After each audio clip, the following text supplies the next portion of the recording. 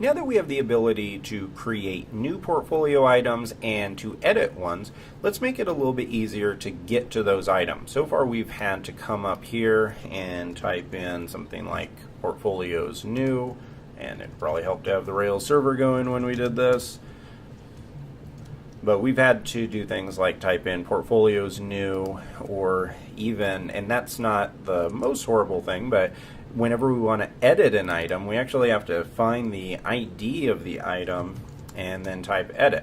That's definitely not going to be a good experience. So let's talk about how we can add a button that is going to do this for us automatically. Now there's a few ways we could do it. First, we already know what our routes are. So if I type rake routes, grep, portfolio, this is going to bring up all the routes for our portfolio.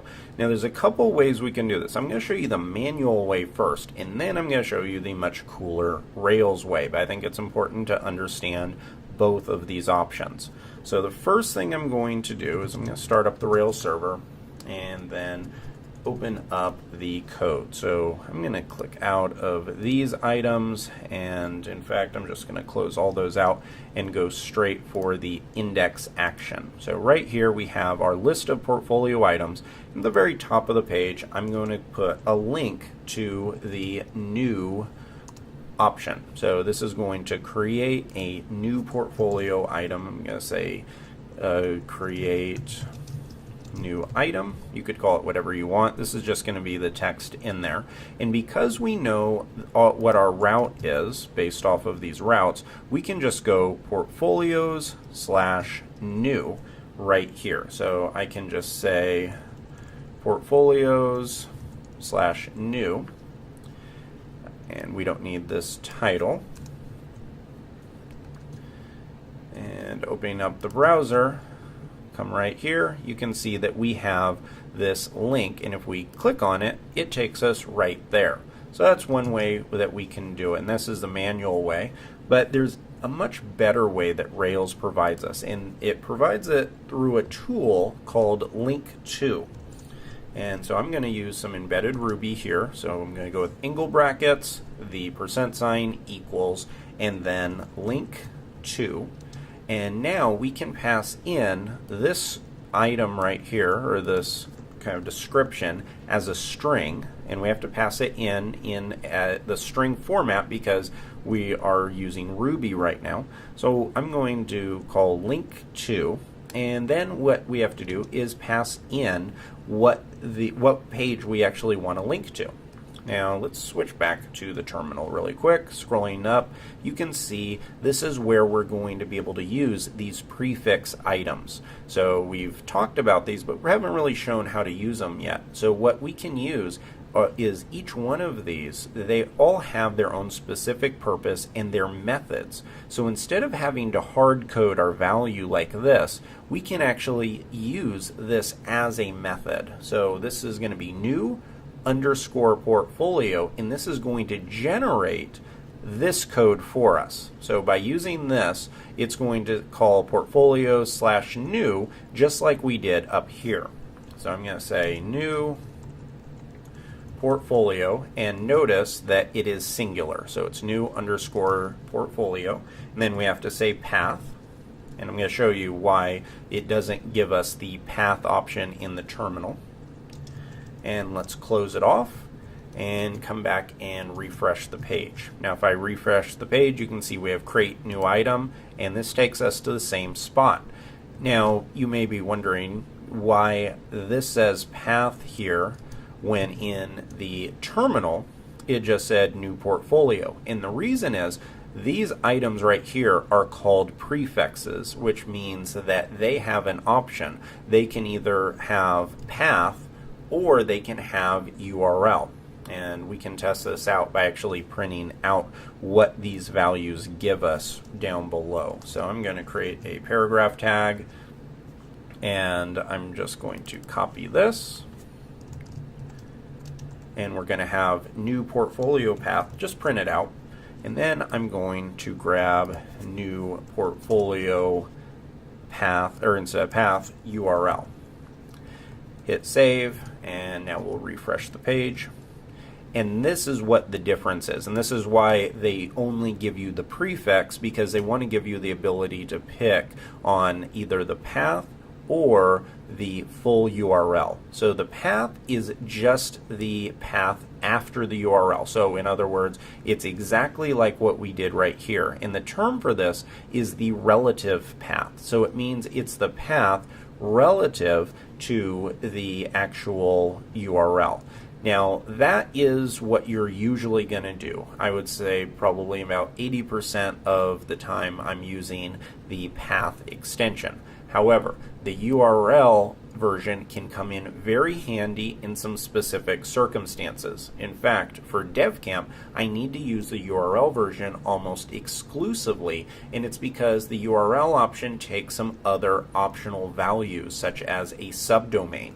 So with this version right here, if I change this to URL, I can actually pass another method here called subdomain and say my subdomain. And if we had subdomains configured, then this would actually go to this subdomain. We don't though, so that wouldn't work. But that is a reason. If you're ever curious on why you'd want to do that, that's one reason. The other reason that I use quite a bit is whenever I'm sending an email. Because if you need to send a link in an email, you can't just send this regular path by itself. You can't send the relative path because the email doesn't know what URL you're referring to. So that is also where you would use this URL path. So that is how we can have a link to, and I'm going to get rid of this subdomain portion, and I'm also going to get rid of this manual portion here. Now, much like the way this works, now we can come down here and add a edit link for each portfolio item. So for new items right here, it made perfect sense to have it at the very top because you wouldn't want multiple new items, you simply want to have one. With edit, you want to have it on each item or each portfolio. So the way we can do this is I'm going to create another link to tag. And here I'm just gonna say edit. And the path here, let's come here and let's be smart about this. I'm going to do rake routes. I'm showing you this because I want you to see exactly how the process works with being able to look it up. So whenever you're not following along with a tutorial, but you're going out and you're building your own applications, I want to show you what my process is whenever I need to find a new route or whenever I need to look up and reference what a route is. So this is the first thing I would do. I'd click rake routes, and then I would come here and I would say, okay, this is the route, which is going to be edit_portfolio. And we know that this is just a prefix, so we need to put _path after this because there's no reason in using the URL here. So that tells me exactly what I'm going to need on that side. And now I can come back to the code and type in edit portfolio path. Now, an important thing here, remember when we looked at the URI strings.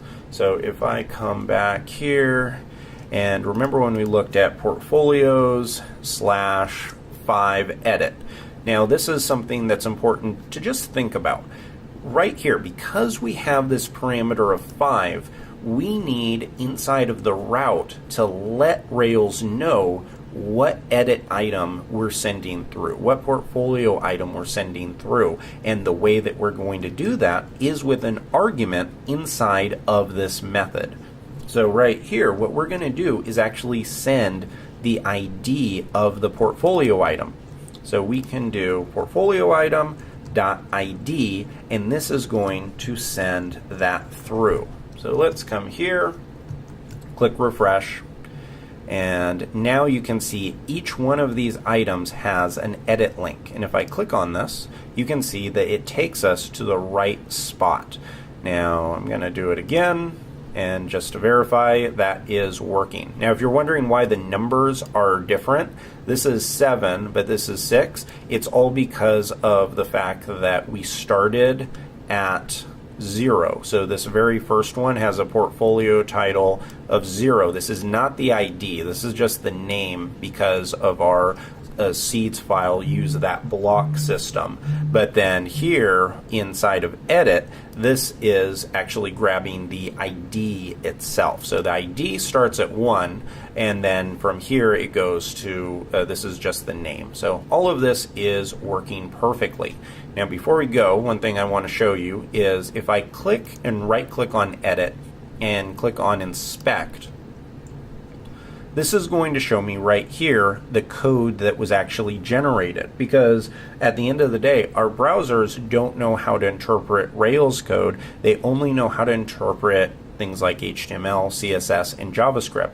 So what Rails does is it takes all of those methods, like the things like link to, and it converts it just like this. So this is the same thing as if we created an A tag with this URL. Notice how it slid the one inside, and then it passed the word edit. So that's really all it's doing. We could manually do this. So if I wanted to create another one of these, and I'm going to get rid of the title, I'll call this edit 2. I could technically go and type this in manually. So I could say portfolios, and then pass in, you need to pass the ID in, so I could use string interpolation there, and then say edit, and then inside of here we could say portfolio item dot ID. Now if I come back and hit refresh, now we have this right here. And oh, this is not, I'm sorry, I was not passing in Ruby code here. I need to use ERB. So I need to use this ERB implementation here, and then I don't even need to use string interpolation. So here, that's all I'm doing, is I'm saying that I want to slide in this portfolio item ID. If I hit save and come in and hit refresh, then you can see that now this is actually generating the identical link.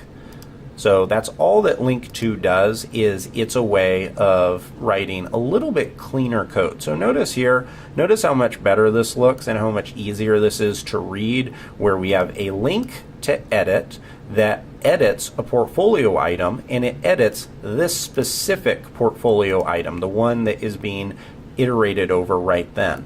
So I'm going to get rid of this, hit save, and everything is good. So let's come back here, type in get status, add this item in, commit it. So we'll say added new and edit buttons for portfolio items. And now we can push this to the branch. So this is going to be pushed to origin portfolio feature. And we are all good to go. I'll see you in the next guide where we show how to create a show link.